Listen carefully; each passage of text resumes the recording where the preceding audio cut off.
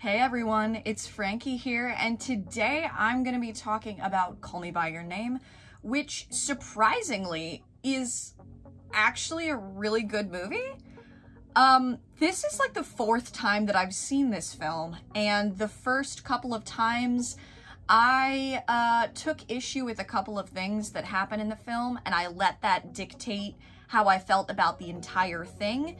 But on rewatching it and taking notes for this video, I realized that I actually do really like this film. So instead of completely talking this movie, I'm only going to be partially talking this movie. But before we jump right into that, I do have social media, so if you want to go look at my Instagram, that will be available down below. You can go check me out and all the randomness that I post. You're also very welcome to go take a look at my YouTube channel. I make a whole bunch of different types of videos, so if you want to see my face and you want to see me doing other things, you're welcome to click that bell icon and get subscribed to see when throughout the randomness of the week I decide to post, because I'm never consistent about these things, and that's one of the biggest struggles for making YouTube videos for me. I don't know what a schedule or time management is, so let's talk about Call Me By Your Name. Alrighty, so Call Me By Your Name is set in the summer of 1983 in northern Italy, and we're actually greeted at the very beginning of this film by this nice shot of our shirtless main character, Elio. He is looking out the window because actually our other main character, Oliver, has just arrived in this Italian villa where they're doing research with Elio's father. So Oliver is the college student who's working on his degree, I guess, and Elio is the son of the... I don't even know what his dad does. It's never really explained. He has something to do with historical, architectural, sculptural... I don't know. Oliver arrives, Elio and Oliver meet for the first time, and then for some reason they put Oliver into Elio's bedroom, and he just faceplant collapses on the bed and sleeps for 14 plus hours because, you know, journeying across the world can kind of take a toll on your body and your mental health. I totally feel that. It was so funny to me to try and wake Oliver up for dinner. Elio throws a book on the floor to try and wake the dude up, and it's just shake him awake. Just be like, Oliver! Yell. Don't just go through his closet, which technically is Elio's closet, but don't go through the closet and then throw a book on the floor and be like, ooh, yikes, I did that. Weird, rude teenager behavior. I don't understand. The next day, after our first initial opening scene of the movie, Call Me By Your Name, we have a beautiful breakfast scene where Oliver comes down, meets the rest of the family, they start to get to know each other, and then Elio and Oliver ride their bicycles into the little local town in northern Italy, wherever this is set, and they hang out at a coffee shop and they start talking about life and what you can do in this town, you know, going out dancing, hanging out with friends, blah blah blah. They start having a connection, and then Oliver just pisses off. He's not a very clingy person, so he just f***s off and does his own thing. And Elio seems a little bit dejected by that, but it's he's got his own life to live, dude, relax. We progress through the movie, and then the professor, Elio's father, and Oliver have this weird nerdy discussion about the root language of the word apricot. Oh no! Oh, I love this moment. So I remember this really distinctly. It's the first time that Elio and Oliver get a little bit friendly with each other, and I love this so much. Oliver says, "Trust me, I'm about to be a doctor," because he's giving Elio a back rub because he has such tense shoulders, and this is what Elio's face looks like when he's trying to get away. Trust me, I'm about to be a doctor. I would be scared too, sir. I would be scared too. And he's not a doctor for physical health. He's a doctor in ancient sculptures. So what does that have to do with neck rubs? I love that tiny nugget, and I'm so proud that I paused the movie to see this facial expression that Elio made. We get to see a little bit more like a gay stuff. So Elio is being a teenager and like feeling himself, you know, very casual-esque. But then Oliver just like busts into his room while he's like pseudo about to start masturbating, and he's like, we should go swimming, we should go down to the river, and tries to pull Elio off the bed while he has a hard-on. I was just like, one of the millions and millions of reasons why I'm glad that I do not have a penis. So Elio is clearly thinking about Oliver. They had the whole little scene where they're in the pool and Elio's like doodling his music notes and thinking about Oliver. We then, like directly after that, the little like notebook scene, we get to see some genuine like kind of sad jealousy emotions from Elio because Oliver's kissing a woman in public on a dance floor because they all went out for the night. And Elio is just like smoking a cigarette and staring at him and obviously kind of feeling some type of way because the boy he likes is kissing a girl. And I highly relate to that because it sucks to watch somebody that you have feelings for kissing someone else. They do that, there's like a whole party, dance scene, they boogie down because it's the early 80s and I don't know, you could still boogie down in said time period. Oh, and then, oh, this is so awkward. Elio brings up the fact that he like tried to have sex with a girl the previous night right after the party happened. I don't really know what the Elio and this girl's relationship is.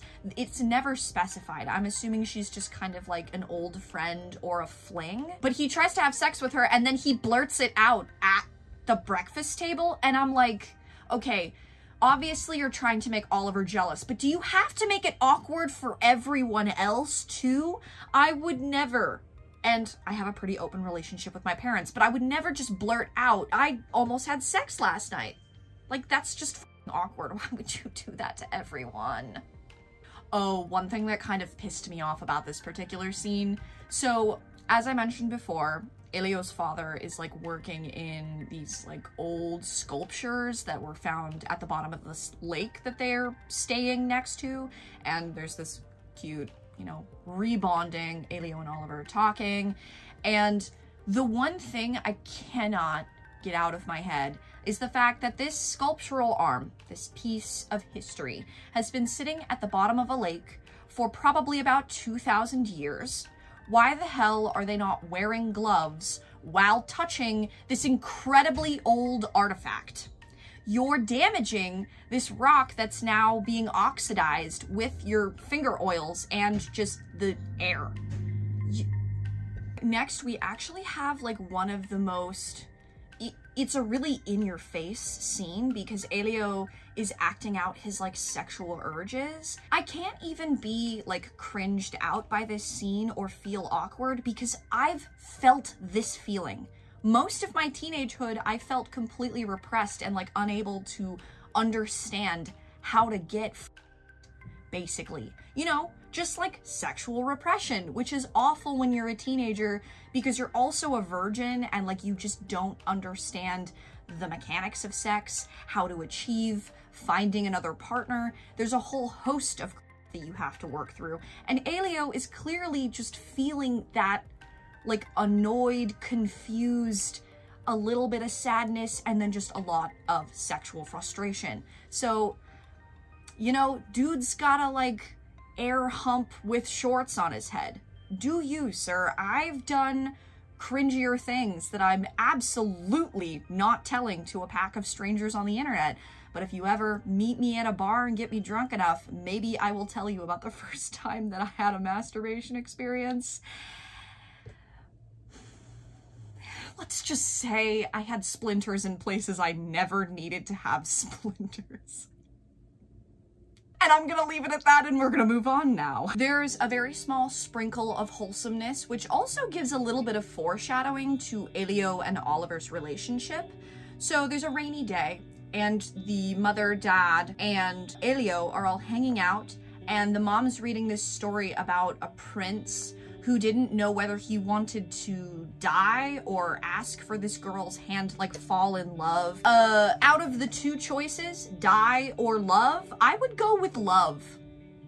That seems a pretty logical, obvious choice, but then again, I'm not a knight and I'm not a princess. So, German fairy tales, continue to be weird. Little tiny bit of wholesomeness in this not so wholesome movie, and that was very nice to see. The whole like family bonding and then tiny bit of foreshadowing. Nice work, y'all. So Elio and Oliver again decide to ride their bicycles into this little town, and Oliver shows Elio this like weird thing on his side. He apparently fell off his bicycle and then got some like poultice put on top of it, but he shows off his like side abs, which very nice side abs, sir. But then they decide to like ride into town, and this is when we get the beginning of their actual like conversations with each other about being gay.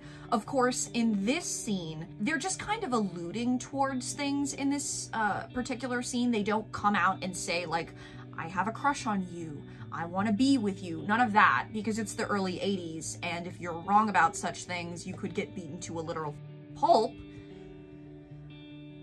So I understand that they're being kind of cautious. I like that they kind of just like brought it around, and they used the war memorial as kind of like a sphere to keep a little distance, to make the conversation easier to digest, but also still have a conversation together. Oliver kind of shuts Elio down at the war memorial in the beginning because he's like, we just can't talk about this. We can't act on this.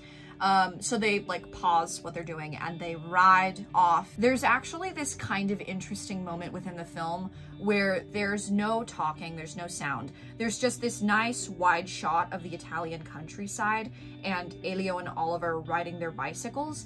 And it's like a 30-second scene of just them riding away into the distance. It kind of felt to me like the calm before the sexual tension storm erupts.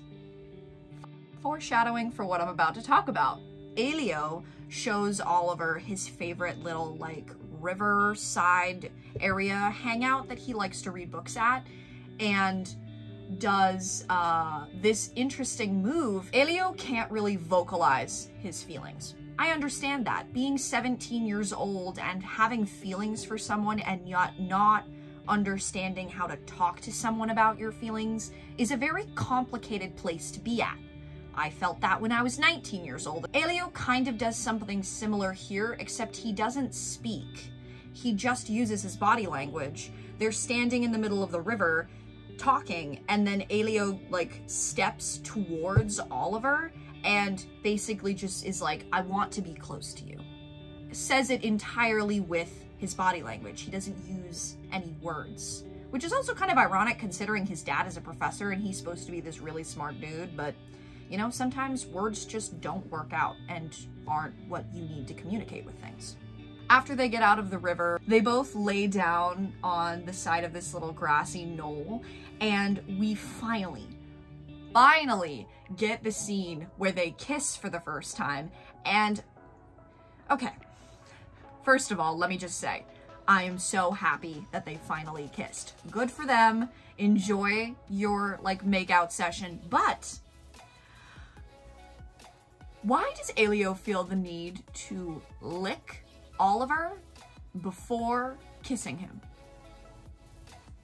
And also, why does he have his mouth open going into a kiss? I have never in my life been approached by someone who wants to kiss me who's doing this. Like, no. No. Lips closed, tongue stays in the mouth for like 30 seconds, and then after you've been kissing someone for 30 seconds, or a little bit longer, then you can go in with some tongue. Don't start out with tongue. I know he's probably an inexperienced teenager, and it seems like he's kissed other people, like he kissed that girl early in the film, but why would you ugly kiss someone so bad on the first try? This was just distressing. He looks like a koi fish. Oh my god, Elio looks like a koi fish. I'm sorry, it's true, and I can't take it back now. He also does the really awkward thing of just like sticking his hand over and grabbing Oliver's cock and balls and is like, am I making you uncomfortable? Strangely enough, he didn't make me uncomfortable in that moment, but that is a very weird thing to do to someone who's rejecting your kissing is to then grab their cock and balls. Like, maybe back off. Just a little bit. We progress again along through this movie, and I believe this is just later in the afternoon after they've had their, like, makeout session, but Elio and Oliver go back to his parents' little cottage or wherever they are, and Oliver, no, sorry, get them mixed up, their names are too similar. Elio gets a nosebleed and goes into the kitchen and pulls a bag of frozen pig's feet out of the freezer and is like, no, I'm not putting this on my currently messed up nose. So he goes and he finds some ice chips and sits down, and then Oliver like rubs his feet and just like keeps touching his body, actually kisses Elio's feet. And oh, I love this, like, these moments in the movie where people who have feelings for each other just spend time touching each other's bodies. Big fan. I'm a big fan of this particular show. Elio is clearly feeling the, like, sexual frustration for Oliver hardcore because he, again, like, goes out swimming. He actually starts wearing a Star of David necklace because Oliver does. They're both Jewish, so it makes sense. And bug, I just murdered a bug on camera. And now I feel like a terrible person even though it was a bug. I'm in the middle of talking about sex. Why am I killing bugs? Sorry, let me get back on track really quick. Elio's clearly feeling the sexual tension for Oliver, can't have sex with him because he doesn't know how, so this girl. It's very awkward. They have a sex scene, and I'm actually not gonna put any images of sex scenes in this particular video because I'm pretty sure YouTube doesn't approve of that. They're like literally having sex in the corner of the screen. If you see the screen like this, they're down in the very bottom left-hand corner. You can only see part of their bodies. The camera is kind of tilted funny, which makes me feel bad. Like it looks awful, which makes me feel like Elio has weird feelings happening in this scene. Then they have sex in this really dusty, gross, spider-infested, cobwebby, dusty, old, stained mattress back of the part of the house. Why are you having sex with him there? There are just some places that you don't have to have sex or shouldn't have sex because they are disgusting. I like creepy old dusty rooms as much as the next person, but not for sex purposes. The entire time that Elio is having sex with this girl and like fooling around with this girl in this creepy dusty old room, he's staring at his watch because Oliver put a note on his desk that said meet me at midnight, and for some reason in the middle of the afternoon he has to keep staring at his watch while he's about to eat a girl out. All I have to say to that is that's rude. So Elio and Oliver meet up at midnight and they're like touching in the moonlight, and of course the night scene is not dark because the moon is like 10,000 times brighter in movies than it actually is in real life. Nobody can seem to shoot a night scene properly, and it really pisses me off.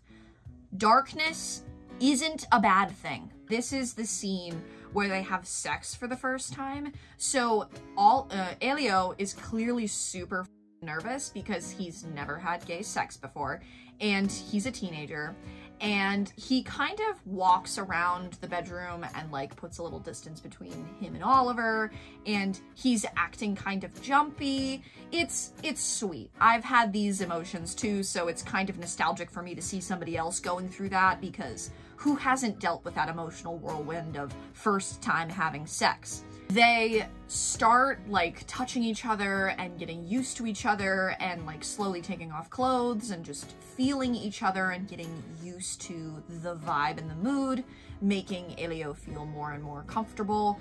And then, okay, this pissed me the f off. Why? Dear God, filmmakers, why did you decide at the moment that they start having sex and removing all of the clothing? Why was it necessary for us to stare at a tree outside of their window and listen to them saying each other's names? I understand there's some like artistic, bigger picture that I'm not grasping because I'm not a world famous filmmaker or set designer or whatever. No bloody way in hell would I be staring at a tree while people are having sex. Ever. That's not something I'm gonna be looking at. That's not the most interesting thing in my purview right now. Number 2, if you want to piss everyone off while pulling us out of the film, this is a really good way to do it, because all we've gotten is ramping up for this sexual tension between these two characters. And when the scene comes for that payoff to happen, the payoff is happening behind us. We're only listening to the sex scene. Half of the picture is missing. So I guarantee you, every single time I get to this scene, I just get mad. And that's what you're doing to your audience. I genuinely hope that filmmakers, animation people, anyone that has to do with like cropping and framing and making a piece of art with this particular media doesn't do this, because it's awful. And now I need to move on because I feel like I've been ranting about this subject for far too long. But that's because it really pisses me off when I don't get to see the hot sex. So Elio and Oliver kind of have like an awkward start to the next day. Elio's being a little bit funny, they go swimming, and he's being a little bit distant. And then as the day progresses, they actually go back to the house. And okay, gotta say, this is one of the rudest things I've ever seen. Oliver goes and like calls Elio to him and is like, hey, come here. Sucks his dick for under 10 seconds. Stands up and is like, oh, that's a good sign, you're hard again, and closes the door in his face? Fuck you, Oliver. That was an whole thing to do. They do kind of patch up their whole like awkwardness in the relationship by nearly making out when they're out in town together. Cute little moment of them like being close to each other, but it's the 80s, so they can't actually kiss in public because this is a conservative Italian northern town. Anyway, I'm glad they patched up their relationship. Later that afternoon, Elio actually goes home and jacks off into a peach. We all remember that scene. There's a lot of fruit in this movie. There's a lot of like fruit references. Just kind of funny now that I'm thinking about it. But anyway, he has sex with a peach. Who hasn't had sex with some weird things? Oliver actually discovers the whole sex with a peach thing, comes in, and actually makes Elio cry a little bit. He's overwhelmed by his feelings and is a little bit like unnerved and cries in front of Oliver, and that kind of seals their bond a little bit more. But then Elio blows off his summer fling, the girl that's been having sex with him throughout this movie. She asks him, am I your girl, like girlfriend? And he doesn't even say anything. So Elio is a royal dick to this cute girl that he's been flirting with. Oliver is about to head home back to America. The professor and Oliver set up a reason for him to go to a different little Italian town to get some work done.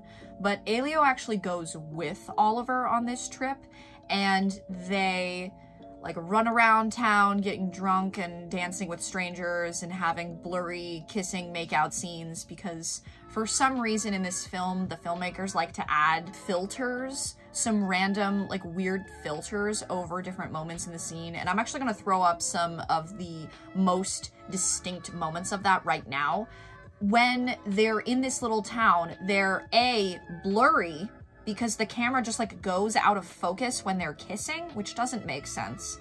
And there's also these like red devil looking images of Elio and Oliver that like pop into existence for only like 1 or 2 minutes in this film, and they scare the living out of me because it comes out of nowhere. It's like a dream sequence, what the two of them look like inside Elio's sleeping brain, but it scared me. They look so terrifying. I don't know why they added this into the film, because it doesn't really make a lot of sense. Someone explain this to me. If you have any inkling of the reasoning behind why they did this, please tell me, because I don't get it. So this is nearing the very end of the film, and Oliver is getting back on a train so he can go to the airport and fly back to America. And I actually discovered a mistake in this film. I'm pretty damn sure it is a mistake. There's this moment where Oliver gets on the train and it's a shot from behind Elio's head. A second, like literally back to back with this shot, is another shot that shows Elio's head and Oliver, but slightly down, slightly to the side. And it's obvious that they either forgot a shot that was supposed to go in between these two moments, or they just didn't care. Because after, you know, finishing a film, I imagine editing an entire film that's over an hour and a half long, you would get tired of what you're doing. It's a long process. I get tired making these videos and they're only about 40-50 minutes long maximum. So I understand that maybe they just like missed a step, but if you put one scene that has two shots from different angles back to back, it makes it look clunky. It makes it look forced and like you did actually forget something in that moment. So even though this particular moment is supposed to be really emotionally intense because Elio and Oliver are saying goodbye and they don't know if they're gonna see each other again, that's not what I'm focusing on. I'm focusing on the f***ed up editing. Like, we don't get to see Elio's face in this moment. If there was one shot in between these two images that showed Elio like starting to cry and like a tear rolling down his face, that would have been perfect. It would have made emotional sense. It would have showed us a big picture of how the two of them are feeling in that moment. And it wouldn't have made me talk about this damn glitch that they put in this movie for over 3 minutes. Sometimes the things that I do for fun seems so stupid when I'm doing them in the moment. But I'm gonna continue to do this because I love talking my favorite and my least favorite films. So Elio is actually so messed up about Oliver leaving that he calls his mom to come pick him up in this other little Italian town. He cries in the car on the way back to their villa. Understandably so. He's like falling into a depression after his love is like forced to leave him, because it's not even a breakup. It's a summer fling that just ended and now you go back to living in the different countries that you're from. That has gotta suck for everyone, both parties, everyone involved. That has gotta suck. I've not experienced that yet. Long distance is hard, so I understand that they had to give each other up, but yeah, that's shit. This is at the like very, very tail end of the movie, and we actually get one of my favorite scenes, which is Elio's father discussing his queerness with Elio. Elio's dad, the professor, has been observing Elio and Oliver all summer, kind of like have their secret little relationship. But of course, he picked up on some things, and he talks to Elio and is like, I accept you and I love you, and whoever you choose to be with, that is your prerogative, that is who you are, do it. And I just have to say, Elio is so lucky in the early 80s to have an accepting father for his queerness, because that was so hard to find back in the day. It's hard to find now in 2021, but back then, when it was stigmatized worldwide to be you, gemstone of a man. And also the little speech that he gives, which I'm gonna quote here, really, really badly quote here. He basically was like, be the good version of yourself. Be a good person, be open with the people in your life, like talk to each other. Don't feel the need to bottle everything up and hide who you are, because you're a beautiful person and you deserve love. And I know I'm not saying exactly what the dad said verbatim. You should go watch this movie so you can listen to his emotional, amazing dad speech, because I actually needed to hear this speech when I watched this movie and took notes a couple of weeks ago. I was going through a really hard time, and listening to him talk, it was really reassuring. Highly recommend you check it out. But he's basically just like, be a good version of yourself. Don't be an asshole to your loved ones. Talk to your people, and we've got your back. And I love that they ended this movie with that connection. Father and son bonding over truly being yourself. That was beautiful. It was a beautiful moment. We then flash forward to winter because Elio mentioned that his family goes to this little Italian villa during the summer and then for Hanukkah, the like winter holiday break. So they're there in wintertime and we get to see the beautiful like snowy scene of the house because we've only seen this place in like sunny Italian summer sun. And now we get to see it covered in snow. That was very cool. But this is the very end of the movie and Oliver actually calls on the phone to the house, which, side note, did they not talk, write letters, or call each other at all in 6 months? That's weird. That's strange. But Oliver decides to call the house and Elio picks up the phone and they talk. And Oliver is actually like, I'm getting married to this woman. The very end of this movie, Elio is sitting in front of a fire. He's just staring into the fire as snow is falling outside the window. And he starts crying. Roll credits. And I actually noticed, this is just me being macabre as obviously. He's sinking into a depression and he feels so sad about his feelings that the world outside is actually responding to him because a couple of bugs are crawling on him in this end credit scene. There's a couple of flies on his shirt and all I could think of is he's dead inside and the bugs are responding. Weird way to end the movie. That's like literally my last thought on this film was that, which is such a weird, unnerving thing. But then again, my brain is such a weird, unnerving thing sometimes, so. But that's the end of this film. So yeah, let's wrap up the credits and get the fuck out of here. I hope you've enjoyed this long and rambling conversation with myself about this movie. I really enjoyed watching it again and actually kind of like falling in love with this film again. That was a nice twist I didn't expect. If you have anything to say, any critiques that you would like to mention down below, I would love to hear what you have to say. Even if you didn't like what I have to say, if you're not a fan of this film, I hope you're having a good day wherever you are in the world, that you're taking care of your people and you're taking care of coronavirus needs wherever you are on the face of the world. Yeah, I'll see you in my next video and down in the comment section below. So y'all have a nice one. Bye-bye.